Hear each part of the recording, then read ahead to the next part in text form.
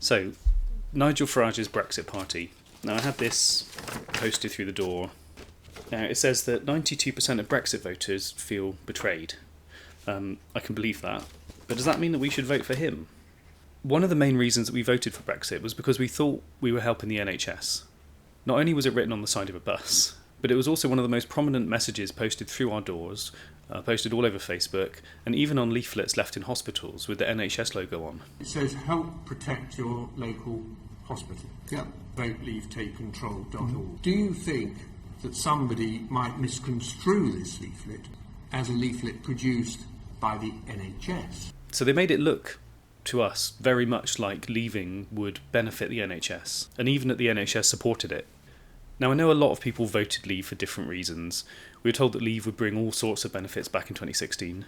Cutting immigration, stopping animal abuse, saving the polar bears, better flood defences, stopping Turkish people coming here. No idea on that one. They knew which messages were most popular and which were getting them the most support. And the chair of Vote Leave, Dominic Cummings, said they wouldn't have won without that message of giving £350 million a week to the NHS. So we know, even if it's not personally why you voted to leave, is definitely what convinced a large number of people to vote for Brexit. And these people now feel betrayed because they thought they were helping the NHS, and it's turned out not to be true. Now, Nigel knew it wasn't true. The £350 million a week we send to the EU, can you guarantee that's going to go to the NHS?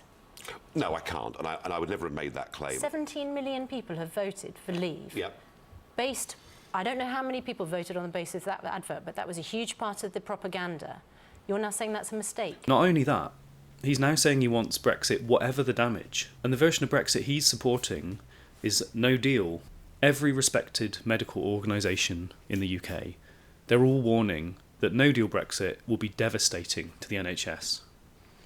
And Nigel wants that version of Brexit. He's also said that he wants to move to insurance-based healthcare. And I think we're going to have to move to an insurance-based system of healthcare. This means selling off the NHS.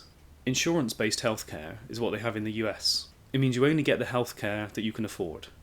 And tens of thousands of Americans die each year because they can't afford the cost of the healthcare when they get ill. People die because they can't afford treatment. And that's what Nigel's said he wants in our country. The NHS does need more money. It desperately needs more funding and more staff. A lot of NHS staff are EU migrants.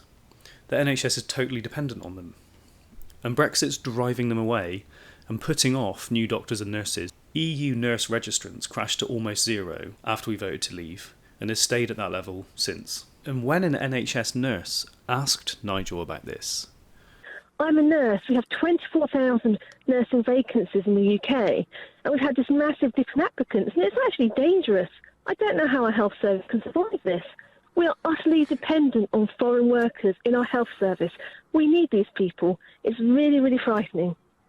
He responded, To be honest with you, Steph, and thank you for your call, Brexit is what we make of it. Brexit was never going to solve any of our domestic problems. So why do EU doctors and nurses feel so unwelcome here now? It's because of the other most prominent message during the referendum, immigration. Save the NHS, cut immigration. A lot of people are concerned about the effects of immigration on jobs and wages in this country, but Nigel took it too far with his breaking point poster. He used this to make us feel like we couldn't control our borders and that our country was at breaking point, despite this being a photo of refugees from Syria, which is a country that we bombed. See, he deliberately mixed up illegal immigrants, refugees, with legal EU migrants. Nigel said that it's impossible for us to control immigration. When Theresa May says that it is difficult to control immigration as a member of the European Union, she's wrong. It isn't difficult, it's impossible. But after the referendum, he admitted that wasn't true either. You're right. In theory, under European treaties, there are restrictions that can be placed. He also went on and on about us getting a good deal. He kept saying that we would be like Norway and kept sarcastically saying, wouldn't it be terrible? Wouldn't it be terrible if we were like Norway and Switzerland, really? They're rich, they're happy, they're self-governing. Norway. They're rich. They top the world's happiness index. It would be ghastly if this country was like Norway. Can you imagine it? Rich, free. But now, he's saying that no deal, the worst case scenario, in his own words, is what we voted for.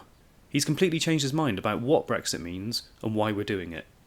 So Nigel is allowed to change his mind about what Brexit means. He said he knows that there won't be 350 million. He knows Brexit will damage the NHS. We now know 3 years down the line that Turkey isn't joining the EU and never was. He's admitted that we can control immigration.